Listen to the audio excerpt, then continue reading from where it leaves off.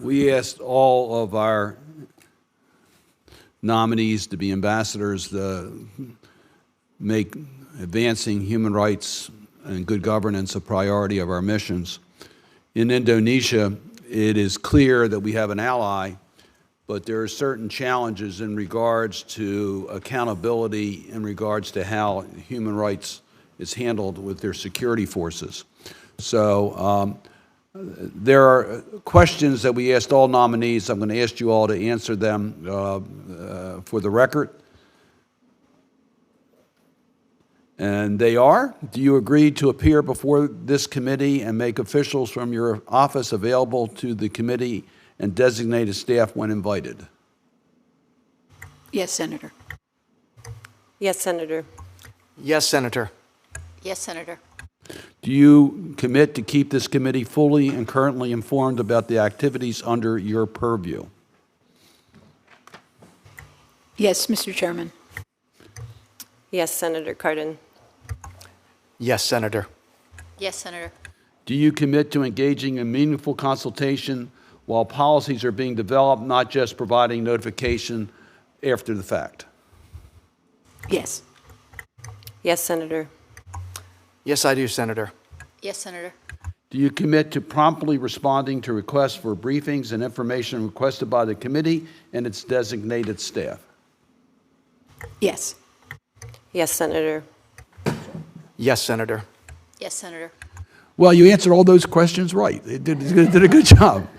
So back again, Ambassador Logner, in regards to Indonesia, the human rights is an issue that we're concerned about with all missions. So we would ask that you keep us informed as to how you're using your position, if confirmed, to advance American values and respect for human rights in all countries, but particularly as ambassador to Indonesia.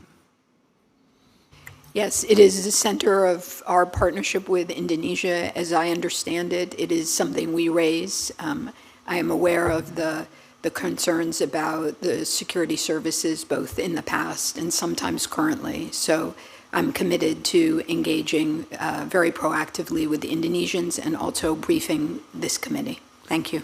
Ms. O'Donnell, I'm very excited about your background being uniquely situated to deal with the challenges we have at UNESCO. The second gentleman's been a real leader in fighting anti-Semitism, and I know that you've played a critical role in that regard. UNESCO is the only UN agency that is charged with fighting anti-Semitism, particularly and encouraging Holocaust education. So as you've heard a lot of questions here in a defensive mode into what they're doing that's negative, I would hope that you will develop a strategy that it could be a positive force to fight anti-Semitism, particularly with Holocaust education. Thank you, Senator, for that question. And I do, while a lot of the attention has been exactly that, to the negative, I do think it is really important that we think about the ways that we can elevate our national security interests, and that does involve Holocaust education efforts and a whole of society approach to this. Senator Kaine mentioned a recent meeting in October that UNESCO chaired around anti-Semitism. Given emerging technologies, given the need for reaching people in various forums, I think there are more and more partners who we can engage in this work. And one of the strengths I bring to the role is coalition building to advance good. I've seen firsthand the power of public-private partnerships. Since I've been nominated, there have been academic, nonprofit, and other institutions who have reached out to say, we are so thrilled you're back, how can we get involved? And I think this applies to many topics that can advance our affirmative agenda. And if confirmed, I would be absolutely thrilled and honored to work with you and this committee on these issues and more. On that point, let me yield to Senator Kaine. And I just want to say, Senator Cardin, I forgot to mention one thing about UNESCO using the UNHCR as an analog. So we were out of the UNHCR, and our current ambassador is Michelle Taylor, who many of us know. And what she's discovering is she has been able to lobby Human Rights Council members successfully for resolutions that get blocked in the Security Council because of the automatic veto. So she has been able to lobby through the UNHCR human rights resolutions about Russian atrocities in Ukraine, for example, that when the Security Council takes them up, that veto is going to be automatic.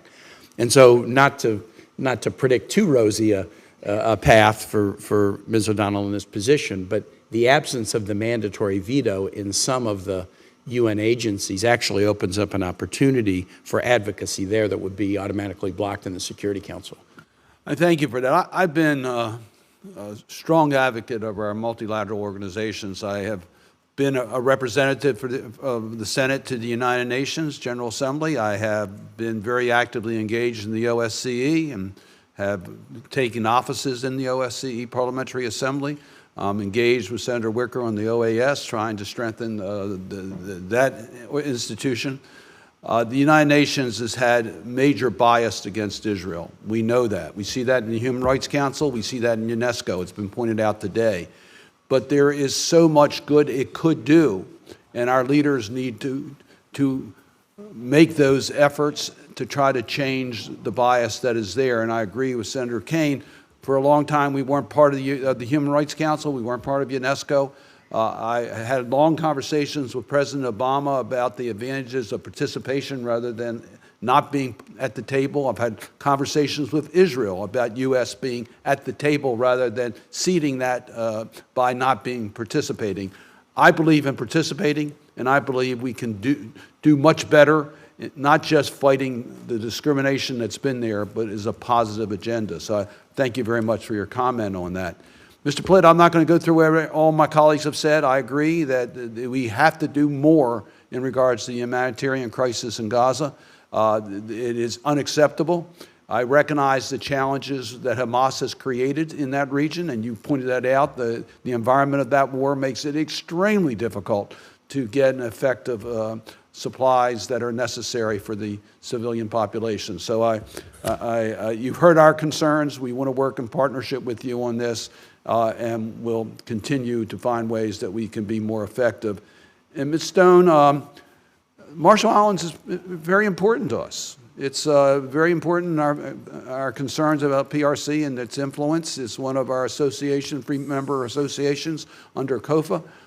There's a challenge right now because it's not in that status that is predictable for the future, and I know you'll hear about that from the people of the Marshall Islands. And you have one additional challenge on how you're going to deal with a sore spot that we have there on nuclear waste materials that is deposited in the Marshall Islands. So I would just urge you to figure out how you can keep us informed, please, as to how we can strengthen our relationship with our free association partners and deal with some of the areas that are potential to affect that relationship. These are small countries, but incredibly important. They don't get the attention here in Washington, and it's up to you to make sure they get the focus that we need to keep that partnership going. Thank you, Senator. I'm very happy to do that. Thank you. We're going to keep the record open until the close of business tomorrow for members who might have friendly questions that they want to ask you. We would ask that you try to get those answers in as quickly as possible and as completely as possible so that we can move to the next phase, which is the committee business meeting to act on your nominations. Senator Kaine, anything further? With that, the committee will stand adjourned.